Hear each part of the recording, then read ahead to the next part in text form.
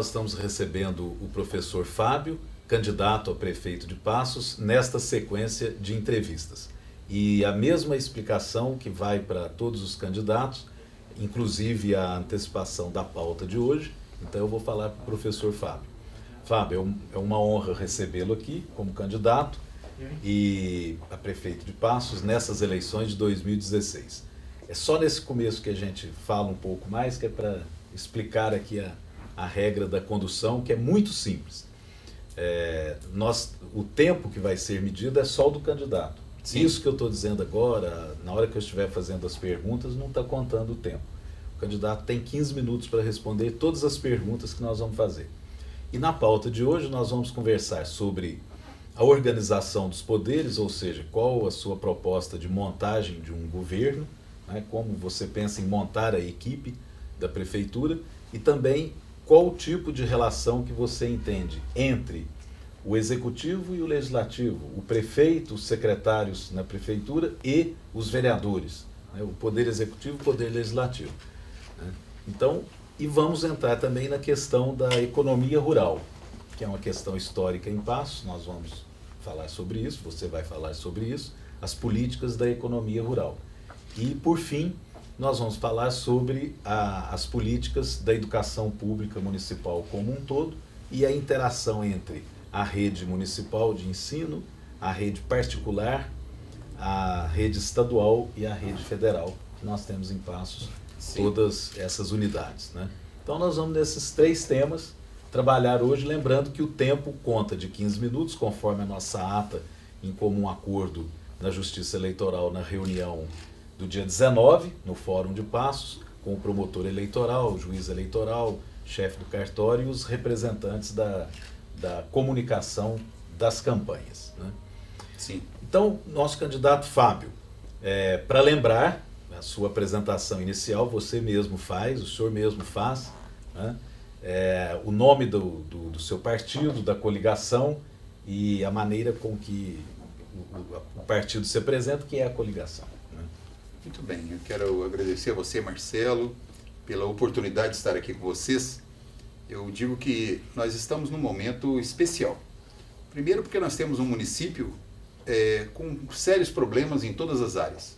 Na área da saúde, na área da gestão pública como um todo, na área do cuidado com a cidade, seja ela com relação aos buracos, seja ela com a limpeza, na área do planejamento, na área da busca para a geração de empregos e tudo mais, né? Até na questão que nós vamos abordar daqui a pouco, na questão do cuidado com o produtor rural. Mas toda vez que nós temos um problema, nós temos também uma oportunidade. A oportunidade está na nossa frente. A oportunidade daqui 2 domingos será para que nós possamos definir quais são os rumos que nós queremos dar para essa cidade. Essa cidade que nós gostamos, que nós amamos, que nós escolhemos para morar, que nós escolhemos para criar nossos filhos, então ela está nas nossas mãos.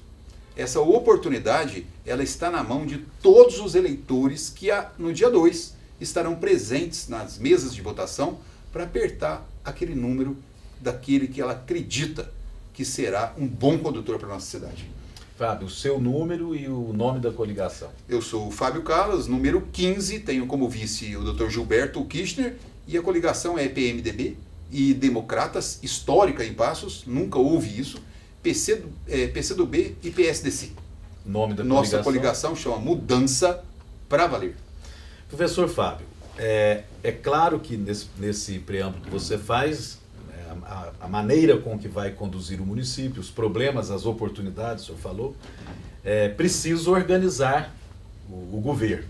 A nossa lei orgânica chama a organização dos poderes. Né? Qual é a sua visão, a visão do seu grupo, da sua coligação, para a organização do poder executivo? Como o senhor acha que tem que ser montada a máquina governamental, a prefeitura, a assessoria, os técnicos, os profissionais? Como deve ser montada a prefeitura, o poder executivo de Passos? Eu ouvi já há muito tempo que os secretários eles são cargos políticos. Eu entendo que os secretários eles precisam sim exercer uma função política de atendimento, principalmente. Mas neste momento que nós estamos vivendo, nesta circunstância de problemáticas tão complicadas que nós temos na cidade, não há como nós tocarmos uma administração pública na cidade hoje sem funções, sem pessoas técnicas. Eu tenho dito que nós precisamos colocar as pessoas certas no lugar certo. Quando eu digo isso, eu não estou dizendo que as pessoas sejam aquelas indicadas por um partido ou por outro partido. Nós precisamos agora colocar as pessoas que têm conhecimento da área em cada área. Então, quando nós falamos, por exemplo, de saúde, nós temos que ter um profissional da saúde. Seja ele um médico, seja ele um enfermeiro alto padrão, seja ele algum profissional, mas da área médica, entendedor das políticas públicas de saúde. Quando nós falamos em educação, nós temos que ter um professor ou alguém da área da educação que perceba a educação como uma alavanca de desenvolvimento. Não há como nós não aproveitarmos a experiência de outros países que já provaram que o caminho para o desenvolvimento é investimento em educação. Nós temos diversos exemplos do mundo inteiro. E nós, brasileiros, viramos as costas para esse caminho. Não há como fazer diferente. E também nas questões de engenharia, que nós sabemos do trato das nossas ruas, do trato das estradas rurais, precisamos de alguém que entenda de pavimentos, sejam eles pavimentos asfálticos, sejam eles pavimentos de terra. Nós precisamos de pessoas técnicas que entendam, que tenham formação, que tenham cuidado e que tenham capacidade de propor soluções. Então, os problemas da nossa cidade são muito claros. Nós não aguentamos mais conviver com uma cidade tão administrada de forma tão amadora. Chegou a hora da mudança, de nós fazermos o basta nessa forma de administrar. Precisamos colocar a cidade num eixo onde ela se encaixa rumo ao desenvolvimento. Quero voltar a falar para você da importância desse momento, porque nós temos uma cidade de 115 mil habitantes, Marcelo, que está à beira da MG 050. Essa MG 050 é a segunda estrada mais importante de Minas. Nós somos a segunda estrada mais importante do sistema MG 050. Só perdemos para Divinópolis. E nós temos uma oportunidade de ouro, porque nós estamos a 1h30 da pista dupla indo para São Paulo, e dali para frente nós chegamos até São Paulo ou até o Porto de Santos, escoando uma produção que nós podemos fazer aqui e que possa ser exportada. Nós temos uma posição tão boa que ela é melhor que Belo Horizonte, porque as indústrias de Belo Horizonte precisam atravessar toda Fernão Dias, que são 600 quilômetros, para chegar em São Paulo e dali chegar no Porto de Santos. Olha para você ver. Nós, diferente, nós podemos chegar até antes de São Paulo, não precisamos entrar em São Paulo e descemos o Rodoanel desembocando dentro do porto com nossos produtos, com a nossa capacidade de produção.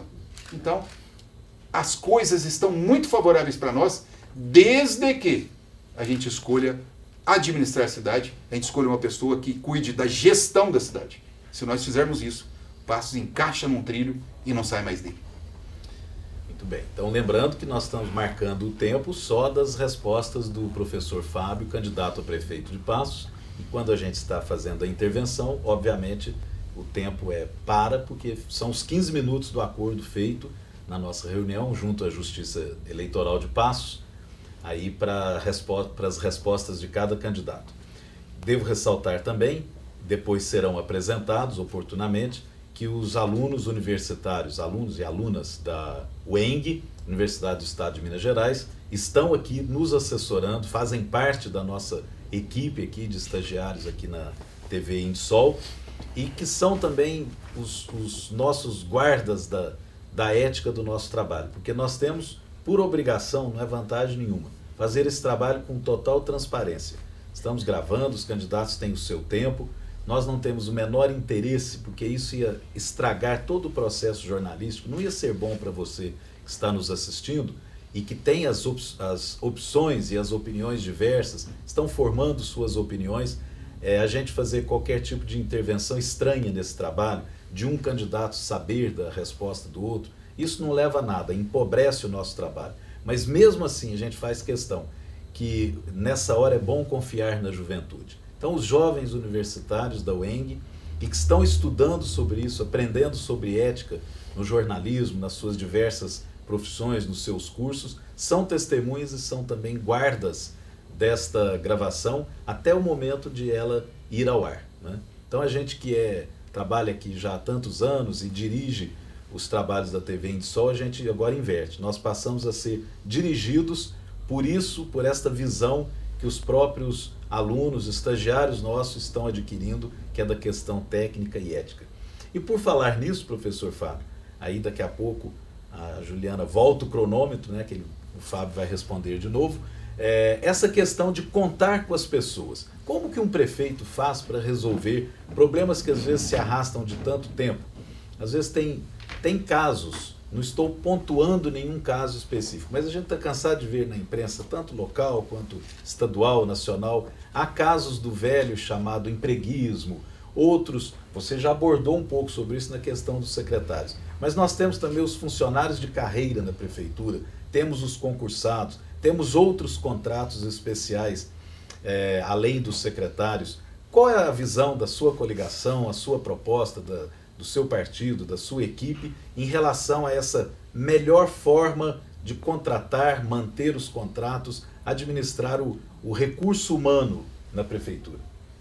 Nós temos uma experiência bastante interessante dentro da FESP na época, porque a FESP ela era composta também de mais de 500 funcionários na época, e após esses 10 anos de administração nós fechamos com 750 funcionários, dentre professores e administrativo, mas é uma questão muito interessante quando você caminha para o lado da qualidade, da qualificação da pessoa, do colega de trabalho, você começa a perceber que todos começam a valorizar a meritocracia. Ou seja, aquele funcionário, ou aquele colega seu que é bom em alguma área, ele sendo destinado para aquela área, passa a ser uma condução justa.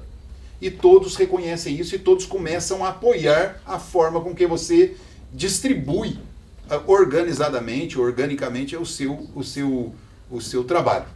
Então, dentro de uma prefeitura, especificamente, nós temos que perceber que nós temos os servidores, que são os funcionários concursados, ou aqueles mais antigos que vêm já de algum tempo dentro da prefeitura, e que têm uma qualificação extraordinária. Porque se eles passaram por um concurso, subentende-se que eles foram melhores do que outros que não passaram.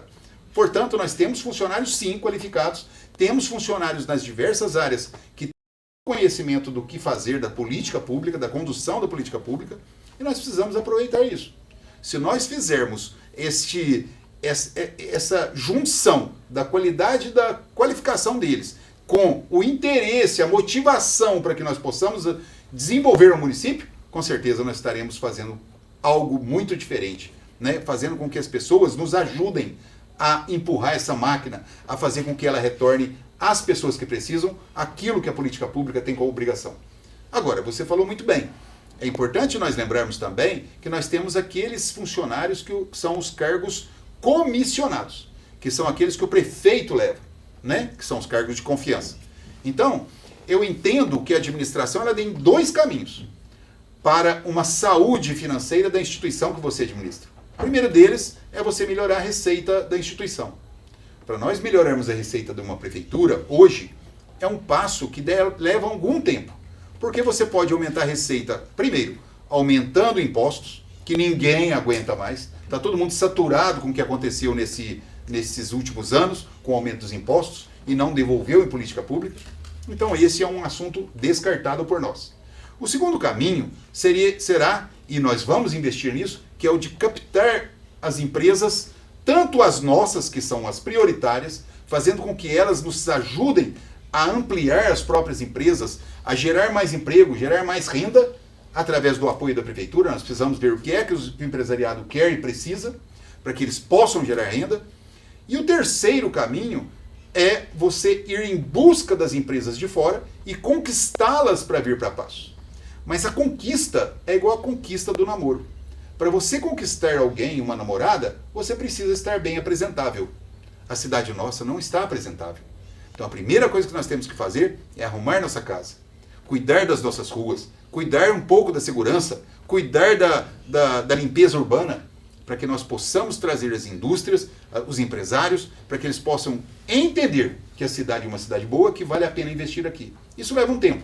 Nós precisamos de pelo menos um ano para começar a trazer essas empresas e elas funcionarem. Então, tem outros caminhos. O outro é buscar recursos do governo federal e estadual. A gente sabe que os dois governos estão em dificuldades financeiras, tanto estadual quanto federal. Então, os recursos que virão não serão recursos suficientes para isso. Os recursos vêm basicamente para projetos. Precisamos investir numa equipe qualificada para projetos. Mas também são recursos que não vêm imediatamente. Eles demoram um tempo para vir. Nós precisamos captar, fazer projetos. O governo tem que fazer o orçamento. É para o outro ano. Então nós precisamos ir para o caminho único que existe para gerar condição financeira imediata. Qual é esse caminho? Derrubar despesa. Quando a gente fala em derrubar despesa, tem o único caminho também, que é cortar cargos comissionados. E como nós não temos compromissos partidários de distribuição de cargos, de distribuição de funções, nós vamos cortar no mínimo, 80 cargos comissionados.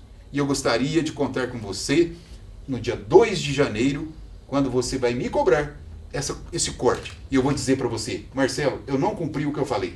Eu não cortei 80, eu cortei 100, eu cortei 110, eu cortei mais do que eu prometi.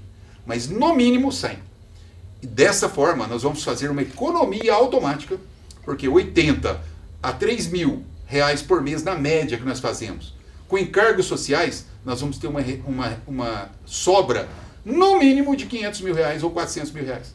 Com isso, nós vamos poder fazer imediatamente assumir o serviço de tapa-buracos com equipe própria. Vamos fazer a volta da prefeitura ao sistema SISMIP para consultas emergenciais e de alta complexidade. Vamos voltar a pagar a Santa Casa com mais continuismo para poder fazer a Santa Casa nos devolver em atendimentos melhores para a nossa população e fazer com que a máquina comece a andar e mais ainda, Marcelo, fazer com que as pessoas percebam o governo é um governo diferente. Vamos acreditar, vamos confiar e vamos ajudar. E aí nós vamos fazer a roda do bem começar a girar. E na hora que a roda do bem começa a girar, os outros vêm ajudar. E quando os outros vêm ajudar, ninguém segura essa cidade. Porque a nossa cidade é extraordinariamente competente e pronta para poder devolver a todos os que precisam aquilo que nós esperamos. Esperança. Muito bem. Professor Fábio, candidato a prefeito de Passos, nessa série de entrevistas com os candidatos a prefeito aqui na nossa cidade. Nós vamos então na sequência, daqui a pouco o cronômetro volta a rodar, né, Juliana? E nós vamos agora no assunto, ainda nessa questão de governo, de organização dos poderes. Claro que o senhor já acabou entrando aí em todos os outros, porque vai falar de uma coisa, estão todas as questões concatenadas, né? Já falou de economia, já falou da própria educação, das políticas de saúde, do desenvolvimento econômico, do corte de gastos, quer dizer, já vai tudo girando em torno do tema completo, amplo, que é o governo municipal, né? Esse tema fascinante que é a vida no nosso município. Mas, professor Fábio, a relação do executivo com o legislativo. Nós sabemos que são duas faces, duas esferas de um mesmo poder, que é o poder público municipal. Mas são tão distintos, mas ao mesmo tempo harmônicos, concorrentes, que a gente até diz do poder executivo e o poder legislativo, como se fossem dois. Tudo bem, pode-se pensar em um poder público municipal ou no poder executivo e no poder legislativo. O senhor acabou de falar da organização do poder executivo. Prefeitura, assessorias, arrecadação, economia, as frentes das políticas urbanas. Mas qual é a sua visão, a visão da sua coligação em relação ao relacionamento entre prefeitura municipal e câmara municipal, prefeito e vereadores, prefeito e assessores e os vereadores, executivo e legislativo?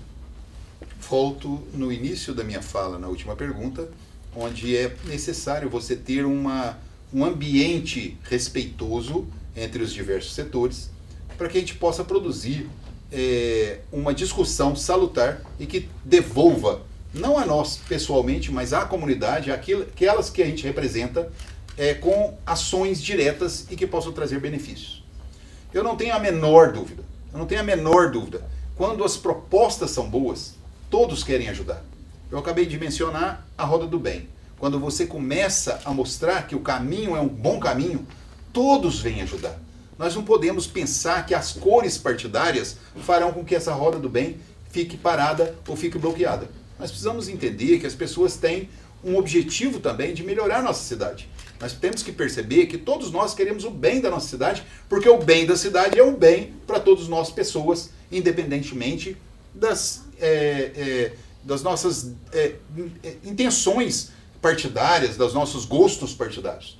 Então eu não tenho dúvida nenhuma que na hora que nós assumirmos, dia 2 de janeiro, nós teremos todos os vereadores ao nosso lado para fazer com que as leis necessárias, os apoios necessários, sejam todos conduzidos de modo que todos possamos discutir e chegar num bom entendimento. Mas não basta nós vermos o legislativo municipal. Nós precisamos ver o legislativo estadual e federal. E nessa hora também, eu tenho certeza que no dia 2 de outubro, nós estaremos com todos os nossos representantes a nível estadual e federal, junto conosco, com a intenção de fazer uma grande união em prol da cidade de Passos. Porque todos nós, quando nos propusemos estar frente às questões políticas, nós nos propusemos, antes de mais nada, ajudar e desenvolver nossa cidade. E não há que se olhar a bandeira partidária de um candidato ou de outro eleito e virar as costas. Não é momento para isso. A cidade não precisa mais de separações. Ela precisa agora de uma união grande que traga benefícios, que faça a cidade encaixar, faça a cidade se desenvolver. 1 minuto e meio. Falta. Bom, nós temos agora aí, para a última questão, 1 minuto e meio para a resposta e também as conclusões do professor Fábio, candidato a prefeito de Passos.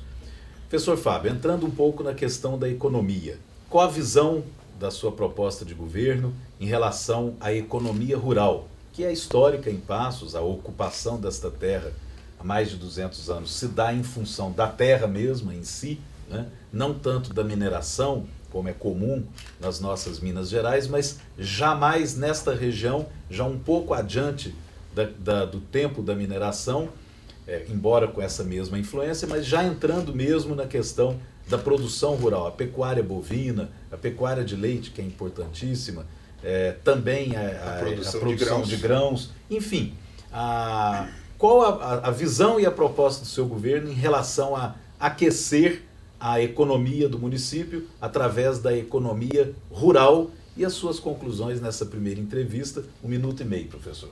Eu tenho sempre reclamado do tempo, mas quem tem proposta precisa de mais tempo. Mas é importante nós percebermos que a nossa cidade ela tem uma origem agropecuarista. E nós precisamos perceber também o que é que o agropecuarista quer nesse momento e faz questão. Estradas rurais. Ele quer uma estrada decente, onde ele possa ir ao trabalho e voltar do trabalho de forma digna.